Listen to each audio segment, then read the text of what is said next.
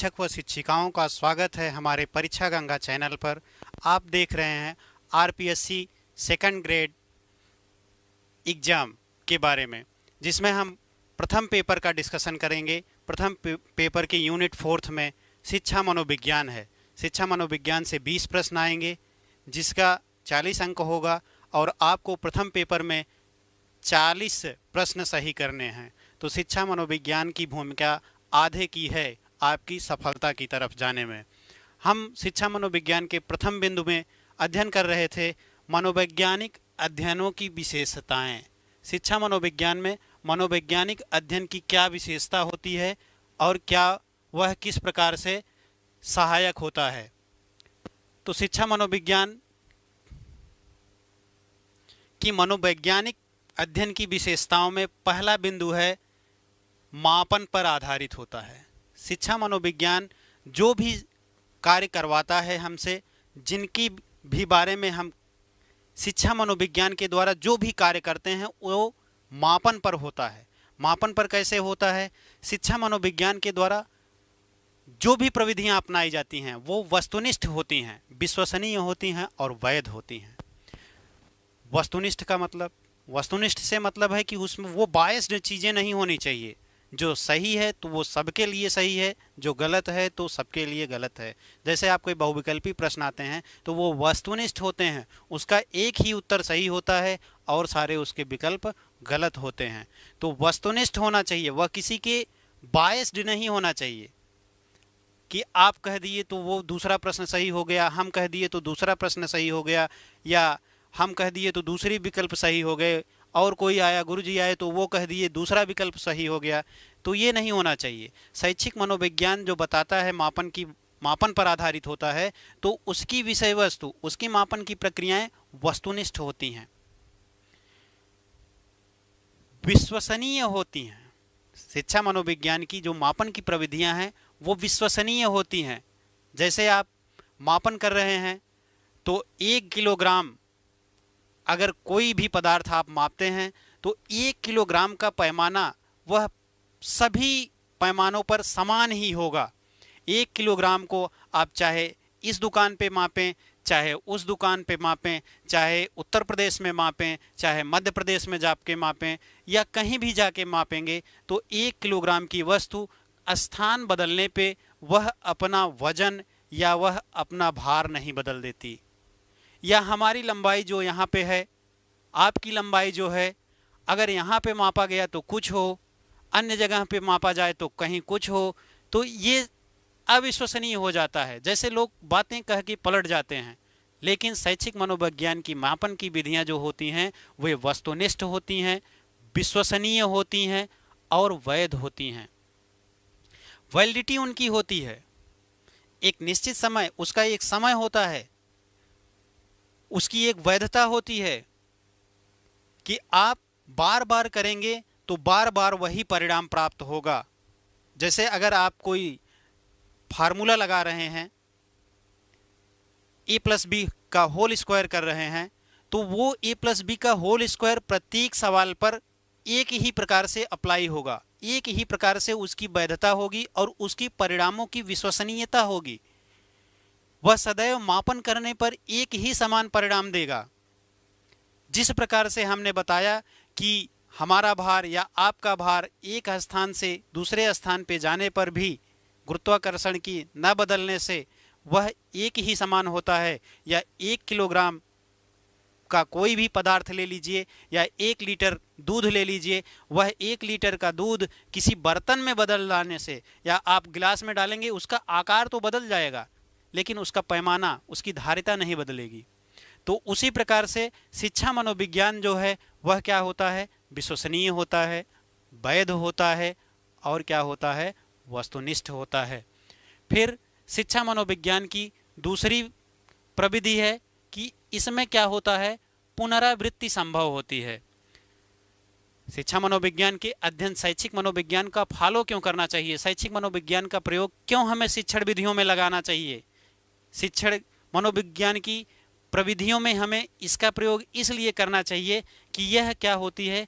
इसमें पुनरावृत्ति संभव होती है। बार बार दोहराने पर बार बार वही उत्तर प्राप्त होता है जो कि हमें पहले प्राप्त हुआ था। शिक्षण मनोविज्ञान के द्वारा ही हम क्या करते हैं, उस प्रविधियों को अपनाकर बार बार, जिससे कि उसकी वैलिडिटी, वैधता, विश्वसनीयता और वस्तुनिष्ठता, आप आ गए तो 2 दूना 4 हो गया, हम आ गए तो 2 दूना 5 हो जाए, कोई और आ जाए तो 2 दूना 6 हो जाए, ऐसा नहीं होता। उसकी क्या होती है, पुनरावृत्ति की संभावना सदैव बनी रहती है। यह शिक्षा मनोविज्ञान हमें बताता है कि पुनरावृत्ति, दोहराने पर वही परिणाम प्राप्त हो। फिर शिक्षा मनोविज्ञान का अगला बिंदु है, क्या है, वस्तुनिष्ठता। वस्तुनिष्ठता, जैसा कि हम इसका विश्लेषण पहले में ही कर दिए कि वस्तुनिष्ठता का तात्पर्य क्या है। वस्तुनिष्ठता, इसमें थोड़ा हम व्यापक रूप से उसको देखेंगे कि कोई वस्तु, ऑब्जेक्टिव टाइप का कोई प्रश्न है, अब आपको दे दिया गया कि 2 × 2 और आपके विकल्प में लिख दिया गया 1 2 3 4। अब बताइए कि यहाँ पे क्या होगा। आप सब जान रहे हैं कि 2 × 2 = क्या होता है, 4। तो यहाँ पे एक ही विकल्प सही है, चाहे हम बताएं, चाहे आप बताएं, चाहे आपका शिक्षार्थी बताए, चाहे आपके गुरु बताएं, चाहे आपके प्रबंध तंत्र बताए, या चाहे जो भी बताए, लेकिन यहाँ पे इसकी वस्तुनिष्ठता क्या होगी, एक ही होगी। अब जैसे और कोई विकल्प देखते हैं कि कहीं पे आप कहाँ के नागरिक हैं, या अगर नागरिकता का आधार देखा जाए, किसी भी देश के व्यक्तियों की नागरिकता का आधार देखा जाएगा, तो उसमें क्या होगा कि नागरिकता के आधार देखने में कि आपकी नागरिकता क्या है। आप अगर इंडियन हैं तो आपकी नागरिकता भारतीय हुई। अब कोई और आगे यह कह दे कि आप भारतीय नहीं हैं, तो क्या यह मान्य होगा? नहीं। आपकी नागरिकता इंडियन है, आप भारतीय हैं, तो आप भारतीय रहेंगे। आपकी स्थान बदलने पे, आप उत्तर प्रदेश में हैं, आप मध्य प्रदेश चले जाइए, आप राजस्थान चले जाइए, आप जम्मू कश्मीर चले जाइए, तमिलनाडु चले जाइए, असम चले जाइए, मेघालय चले जाइए, तो क्या आपकी नागरिकता बदल जाएगी? आपकी नागरिकता नहीं बदलेगी। क्यों नहीं बदलेगी? कि आप भारत के राज्यों में हैं, भारत के हैं, आपका जन्म यहाँ पे हुआ है, और जो हमारे नागरिकता के विभिन्न नियम हैं उसका आप अनुसरण करते हैं, तो आपके स्थान बदलने से आपकी नागरिकता में परिवर्तन नहीं आएगा, अगर आपने नागरिकता का त्याग नहीं किया है। तो अगला बिंदु आ जाता है फिर शिक्षा मनोविज्ञान में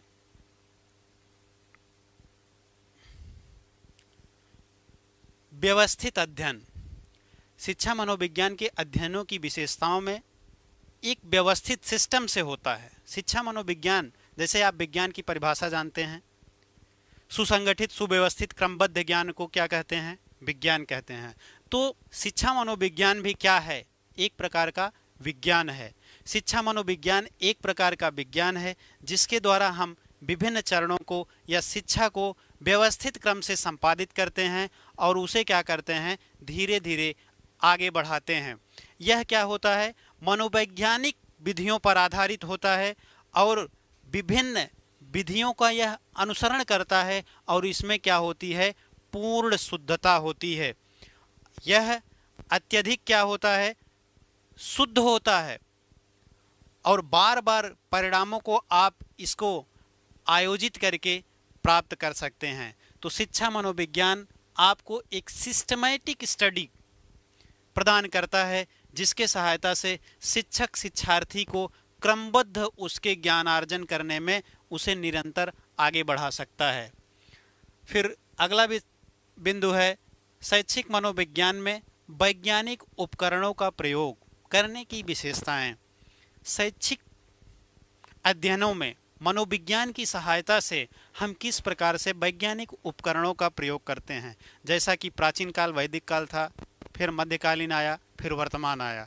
प्राचीन काल में शिक्षण विधियां किस प्रकार से होती थी? व्याख्यान के माध्यम से होता था। शिक्षक वक्ता होता था, छात्र श्रोता होते थे।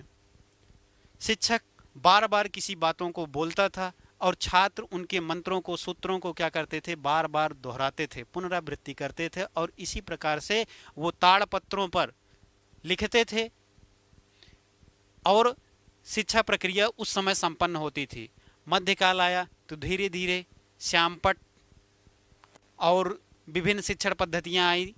उनको सीखने के बाद फिर वर्तमान समय आया और वर्तमान समय में आज स्वयं ये उदाहरण देख ही रहे हैं कि किस प्रकार से वैज्ञानिकता का उपयोग करके हम आपसे कितने दूर होते हुए भी आप तक शिक्षा को पहुंचा रहे हैं, या आपके लिए आवश्यक वस्तुओं को, आवश्यक बिंदुओं को हम किस प्रकार से डिजिटल उपकरण, mic, camera, video tape, computer, laptop, digital screen, इन सभी के माध्यम से आप तक हम क्या कर रहे हैं, शिक्षा को या उपयोगी भागों को, अपनी बातों को पहुंचा रहे हैं। तो इस प्रकार से शैक्षिक मनोविज्ञान जो है हमें वैज्ञानिक उपकरणों का प्रयोग करना भी सिखाता है कि किस प्रकार से हम बच्चों को शिक्षा मनोविज्ञान के द्वारा या वैज्ञानिक उपकरणों के द्वारा उन्हें धीरे धीरे टेक्नोलॉजी को बढ़ाते हुए उनके ज्ञान में परिवर्तन करने में सहायक हो सके।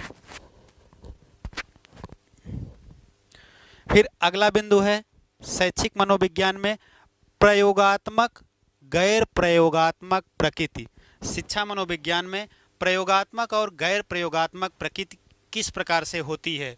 शिक्षा मनोविज्ञान एक्सपेरिमेंटल, नॉन एक्सपेरिमेंटल नेचर। शिक्षा मनोविज्ञान क्या कहता है कि इसमें चर, वेरिएबल्स जो होते हैं उनका जोड़ तोड़ किया जा सकता है। शिक्षा मनोविज्ञान के द्वारा ही हम चरों में जोड़ तोड़ करके चरों के प्रभाव का अध्ययन करते हैं, जिसके माध्यम से हम क्या करते हैं, शिक्षा मनोविज्ञान का विद्यार्थियों के ऊपर प्रयोग करते हैं और उनकी प्रकृति का अध्ययन करते हैं। जैसा कि आप शोध पढ़े होंगे, आपके एनटीए यूजीसी नेट में आता है, पहला ही है रिसर्च एप्टीट्यूड, शोध अभिवृत्ति। उसमें भी है क्या, विभिन्न शोध के चरण हैं, फंडामेंटल रिसर्च है, अप्लाइड रिसर्च है, एक्सपेरिमेंटल रिसर्च है, हिस्टोरिकल है, एक्स पोस्ट फैक्टो है। तो उसमें भी एक प्रयोगात्मक रिसर्च है। प्रयोगात्मक रिसर्च में क्या होता है, चर जो होते हैं, आंकड़े जो होते हैं, या जिनका प्रयोग करके हम किसी शोध को करने जाते हैं, उसमें हम क्या कर सकते हैं, मैनिपुलेशन कर सकते हैं, हेर फेर कर सकते हैं। तो उसी प्रकार से शिक्षा मनोविज्ञान के द्वारा भी हम अपनी शिक्षण विधियों में विभिन्न हेर फेर करके शिक्षक को प्रभावी बनाने के लिए, अगर हम जैसे व्याख्यान दे रहे हैं, बच्चे को नहीं समझ में आ रहा है, तो हम खेल विधि प्रयोग करने लगेंगे। खेल विधि से उसका मन नहीं लग रहा है, वह खेलने में अक्षम है, तो हम कहानी शिक्षण के माध्यम से बताएंगे, करके सीखो विधि बताएंगे, प्रोजेक्ट मेथड से बताएंगे, प्रश्नोत्तरी विधि से बताएंगे। तो विभिन्न विधियों का प्रयोग करके हम क्या कर सकते हैं, शिक्षा मनोविज्ञान का उपयोग करते हुए शैक्षिक क्रियाकलापों को प्रभावी बना सकते हैं। तो इस प्रकार से हमारे लिए शिक्षा मनोविज्ञान की ये भी विशेषता है कि वह क्या करती है, चरों में हेर फेर करके शिक्षक या शिक्षार्थी के मध्य या शिक्षा व्यवस्था को प्रभावी बनाने में सहायक होती है। अगला बिंदु है सामान्यीकरण।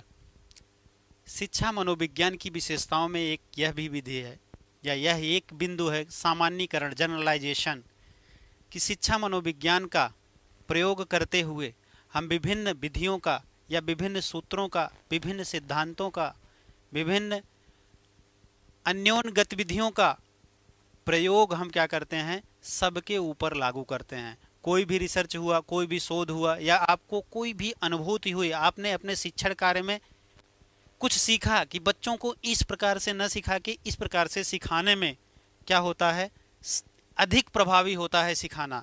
तो उस विधि का आप क्या करेंगे, अगली कक्षाओं में या आने वाली कक्षाओं में आने वाले बच्चों के ऊपर आप सामान्यीकरण करते हैं, जिससे क्या होता है, शिक्षा मनोविज्ञान यह बताता है कि बार बार आप जिन विधियों से आपका प्रभाव या आपका शिक्षण अप्रभावी रहा हो, उनको बदल के प्रभावी शिक्षण का, जिन विधियों से अगली कक्षा में आपके प्रभावी शिक्षण हुए हों, उन्हीं विधियों को आप सामान्यीकरण करते हुए शिक्षा मनोविज्ञान का प्रयोग करके शिक्षक या शिक्षण विधि को क्या कर सकते हैं, आगे बढ़ा सकते हैं। तो इस प्रकार से शिक्षा मनोविज्ञान का एक विशेष बिंदु है सामान्यीकरण।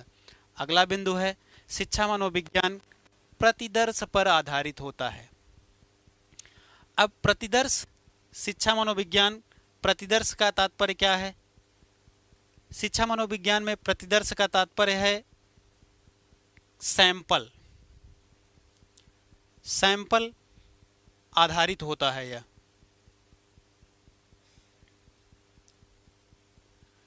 यह सैंपल आधारित, सैंपल का मतलब होता है कि आप किस प्रकार से लागू कर सकते हैं या किस प्रकार से आप चयन करके विभिन्न विधियों का प्रयोग करते हुए उनको आप लागू करें। जैसे अब जनसंख्या, पॉपुलेशन बहुत अधिक होती है या शिक्षक शिक्षार्थी बहुत ज़्यादा हैं, शिक्षक कम है शिक्षार्थी अधिक हैं, तो आप कैसे किसी आंकड़े को शोध करने के लिए या बच्चे के ऊपर लागू करने के लिए कैसे पता करेंगे?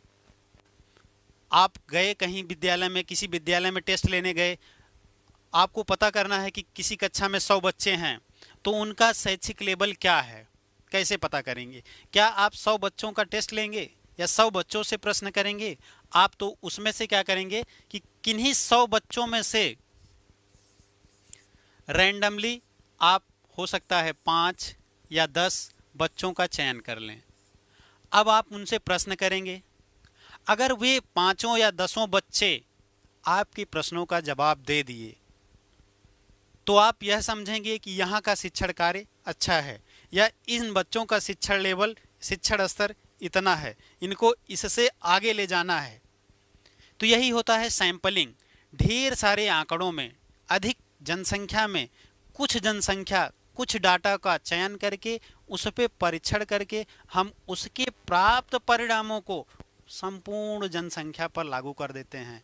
जैसे आप देखते होंगे कि जैसे आप चावल पकाते हैं, चावल पकाने में क्या आप सभी चावल को निकाल के टेस्ट करते हैं कि सभी चावल पके हैं? आप एक चावल, 2 चावल, 3 चावल निकाल के उसको देख लेते हैं, अगर 3-4 चावल पक गए हैं तो इससे सारा चावल क्या हो जाता है, पका हुआ मान लिया जाता है। तो यही है कि शिक्षा मनोविज्ञान क्या होती है, प्रतिदर्श पर आधारित होती है। अगला बिंदु है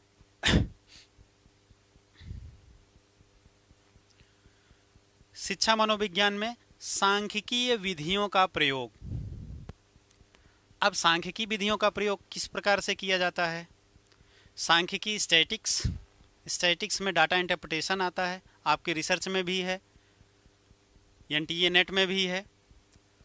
सांख्यिकी विधियों का प्रयोग करके विभिन्न आंकड़ों का, जैसे बहुलक ज्ञात करना, मध्यमान ज्ञात करना, माध्यिका ज्ञात करना, तो ये क्या करता है, ढेर सारा आंकड़ा जिसको आप समाहित नहीं कर सकते उनको वह छोटा करके बता देता है। ढेर सारे आंकड़े को जिसको आप लिख नहीं सकते, लिखते जाइए ब्लैक बोर्ड भर जाएगा, पूरी दीवारें भर जाएंगी, कापी भर जाएगी, उनको क्या करता है, सांख्यिकी एक छोटे रूप में प्रदर्शित कर देता है।